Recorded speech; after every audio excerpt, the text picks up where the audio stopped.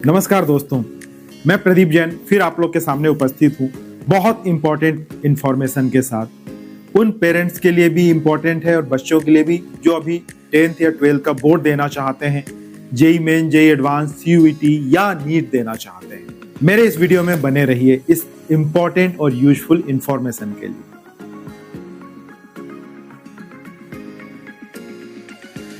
दोस्तों, जैसे आप लोग को पता है कि बहुत सारे changes CBSE board, CUET, NEET, JEE Main और जेई एडवांस में सुनने को मिल रहे हैं।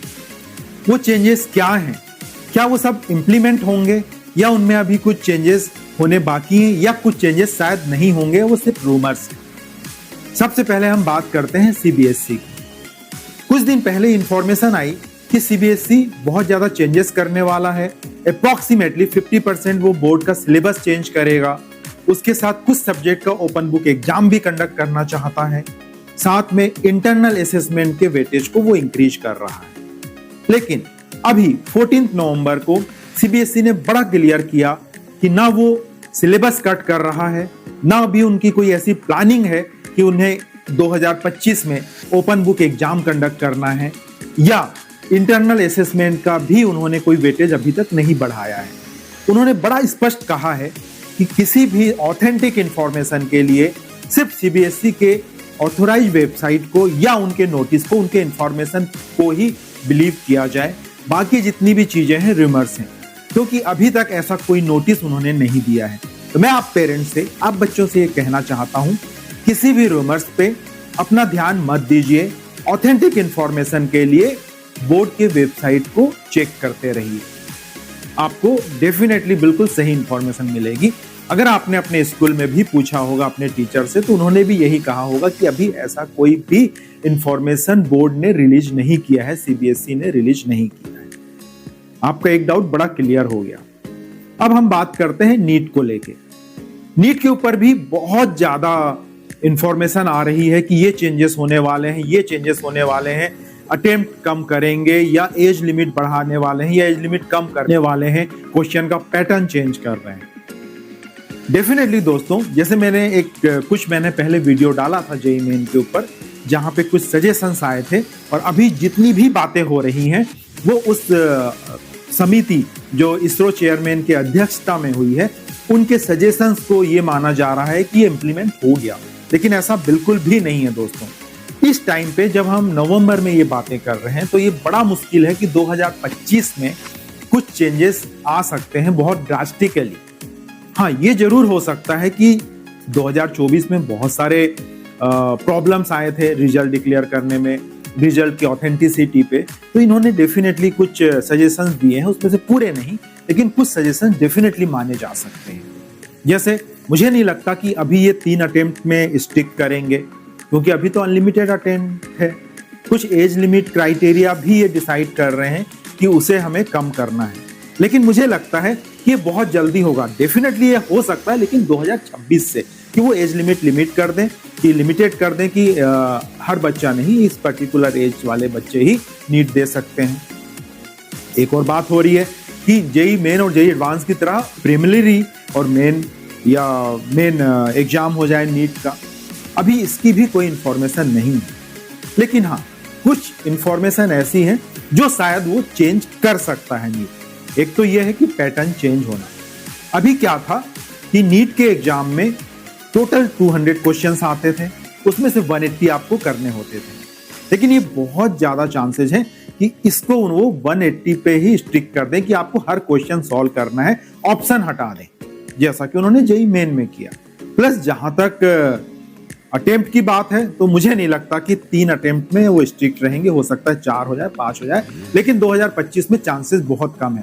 मैं दोबारा ये बात कहना चाहता हूं कि किसी भी ऑथेंटिक इंफॉर्मेशन के लिए एनटीए के वेबसाइट को आप चेक करते रहिए। टेंटेटिव डेट भी आई है नीट के एग्जाम की, वो शायद 8 मई हो सकता है, लेकिन ये फिर मैं बोलता हूँ, ये ऑथेंटिक इंफॉर्मेशन नहीं है, टेंटेटिव डेट्स हैं। तो कोई भी स्टूडेंट, कोई भी बच्चा जो नीट की तैयारी कर रहा है और उनके पेरेंट, तो 8 मई को टेंटेटिव डेट मान के अपनी तैयारी कंटिन्यू कर सकते हैं। अब एक बहुत बड़ा चेंज सीयूईटी में भी आ सकता है दोस्तों।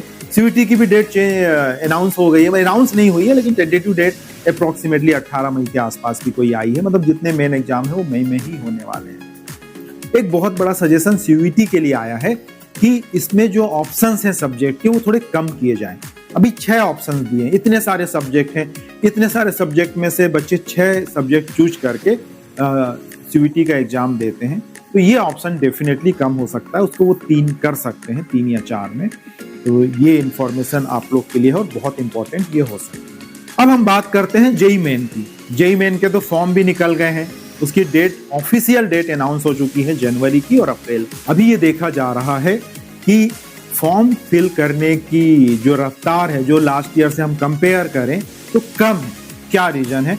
बीच में दीपावली से पहले बच्चों को बहुत प्रॉब्लम आ रही थी, तो 7-8 अक्टूबर को कंडक्टिंग बॉडी ने उसको कुछ रेक्टिफाई किया। उसके बाद फॉर्म भरने की रफ्तार थोड़ी सी बढ़ी है, लेकिन अभी भी ये काफी कम है। अभी कुछ डाउट है ईडब्ल्यूएस कैटेगरी में, कुछ डाउट है ओबीसी कैटेगरी में। तो क्या ये रफ्तार इस कारण कम है? ऐसा तो हो नहीं सकता कि ड्रास्टिकली 50% हो जाए बच्चे लास्ट ईयर के कंपैरिजन में। हो सकता है इन सब चीजों को देखते हुए एनटीए डिसाइड करे कि कुछ डेट्स हम शायद, लास्ट डेट हम शायद थोड़ा सा इंक्रीज कर दें। मैं दोबारा बोलता हूं दोस्तों कि ये ऑथेंटिक इंफॉर्मेशन नहीं है, ये एज्यूम कर रहे हैं क्योंकि दिक्कतें आ रही हैं। तो हो सकता है कि 22 अक्टूबर की जगह, मैं 22 अक्टूबर बोल रहा हूं, 22 नवंबर की जगह ये डेट कुछ दिनों के लिए आगे खिसक जाए, एक आध हफ्ते के लिए आगे खिसक जाए। तो उस हिसाब से आप देखिए, अगर आप जेई मेन इस बार देना चाहते हैं तो 22 नवंबर अभी भी लास्ट डेट है। दोस्तों, जेई मेन में एक कोर चेंज हुआ है जो बच्चों के बेनिफिट के लिए है।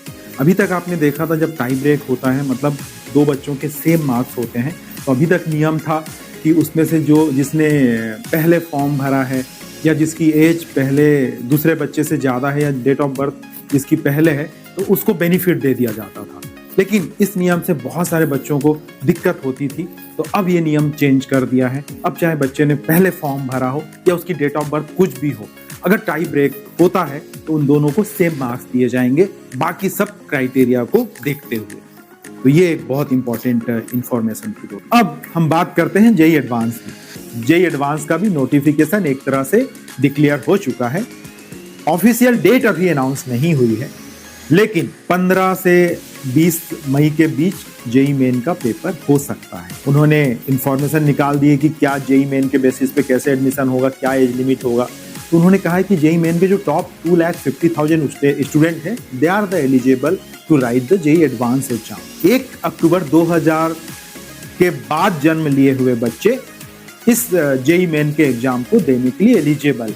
एक बहुत इंपॉर्टेंट इंफॉर्मेशन है दोस्तों कि जेई एडवांस ने इस बार अपना अटेम्प्ट 2 अटेम्प्ट से बढ़ा के 3 कर दिया है। इसका मतलब है जिन बच्चों ने पहली बार 2023 में जेई एडवांस दिया था, वो भी इस साल जेई एडवांस देने के लिए एलिजिबल है। एक दिक्कत है, अगर किसी ने 2024 में अपना जोसा का फॉर्म भर दिया है या कोई सीट अलॉटमेंट हो गई है, तो वो बच्चे, मतलब आईआईटी में सीट अलॉटमेंट हो गई, तो वो बच्चे इस बार जेई एडवांस नहीं दे पाएंगे। लेकिन अगर किसी बच्चे ने फॉर्म भरा था, अपनी सीट कैंसिल कर दी, रिपोर्ट नहीं किया या विड्रॉ कर लिया, तो वो बच्चे भी 2025 में जेई एडवांस दे सकते हैं। प्लस जिन्होंने 2024 में प्रिपरेटरी कोर्स में एडमिशन लिया है, वो बच्चे भी 2025 में एडमिशन लेने के लिए एलिजिबल है, टेस्ट लिखने के लिए एलिजिबल है। इसका मतलब हुआ कि अब बच्चे जो 2025 में जेई एडवांस पहली बार देंगे,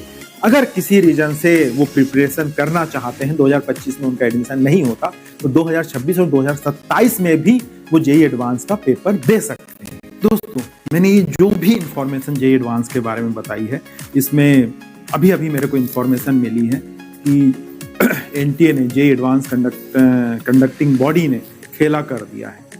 इतनी अच्छी इंफॉर्मेशन थी, लोग बहुत खुश थे कि 2023 के बच्चों को भी इस बार जेई एडवांस देने का चांस मिलेगा। लेकिन जो अभी लेटेस्ट इंफॉर्मेशन आ रही है, उसके हिसाब से जेई एडवांस ने, एनटीए ने यू टर्न ले लिया है। ऐसा क्यों करते हैं? ये तो ब्लंडर हो गया। ऐसा भी आप नहीं बोल सकते कि एक क्लरिकल मिस्टेक थी या किसी ने ऐसे ही पहले इंफॉर्मेशन निकाल दी थी कि 2 की जगह 3 अटेम्प्ट होगा। जो भी इंफॉर्मेशन मैंने दी थी अभी तक दोस्तों, वो उस समय के लेटेस्ट इंफॉर्मेशन के हिसाब से, लेकिन वीडियो बनाते हुए ही ये इंफॉर्मेशन आ रही है कि JEE advance conducting body IIT Kanpur ने खेला कर दिया है। और जो नई इंफॉर्मेशन है जो उनके वेबसाइट पे भी पब्लिश्ड हो गई है, उसमें ये अटेम्प्ट कितने बार कर सकते हैं वो क्लियरली उन्होंने लिखा है कि 2 अटेम्प्ट ही कर सकते हैं। और जैसा 2013 से नियम चला आ रहा है उसी के हिसाब से 2 अटेम्प्ट बच्चों को मिलेंगे। तो जो बच्चे बहुत खुश हो गए थे, शायद मेरे वीडियो देखने से पहले भी उनके पास ये इन्फॉर्मेशन मिल गई होगी, उनके साथ एक सेटबैक तो डेफिनेटली है। अगर एनटीए ने, जेई एडवांस कंडक्टिंग बॉडी ने कोई इन्फॉर्मेशन दी थी तो उस पर स्टिक रहना चाहिए था। ऐसा नहीं कि 15 दिन पहले आपने कोई इन्फॉर्मेशन दी और सडनली उसको चेंज कर। खैर कोई बात नहीं दोस्तों, अभी जो है 2024 वाले बच्चे हैं जिन्होंने पहली बार 2024 में दिया था, अब 2025 में दे सकते हैं। जी जान से जुड़ जाइए, डेफिनेटली सक्सेस आपको मिल के ही रहेगी। ये इतनी यूजफुल इंफॉर्मेशन थी दोस्तों, और पूरे एक ही वीडियो में मैंने कंबाइन कर दी है सीयूईटी के बारे में, सीबीएसई के बारे में, नीट के बारे में, जेई मेन के बारे में और जेई एडवांस के बारे में। मुझे लगता है ये वीडियो आप लोग को पसंद आया होगा। इसे लाइक, शेयर और सब्सक्राइब करना मत भूलिएगा। इसी तरह की और यूजफुल इंफॉर्मेशन मेरे वीडियो में आपको मिलती रहेगी, स्पेशली उन बच्चों के लिए जो अभी क्लास 9th में है, 10th में है, 11th, 12th में है, और उनके पेरेंट्स के लिए भी। ये बहुत इंपॉर्टेंट टाइम होता है जब आपको डिसीजन लेना है कि बच्चे को तैयारी कैसे करानी है, कैसे उसको पढ़ना है, कैसे अपना कैरियर चूज करना है, क्या सब्जेक्ट्स उसको लेने चाहिए, किस स्ट्रीम में उसको पढ़ना चाहिए। थैंक यू दोस्तों।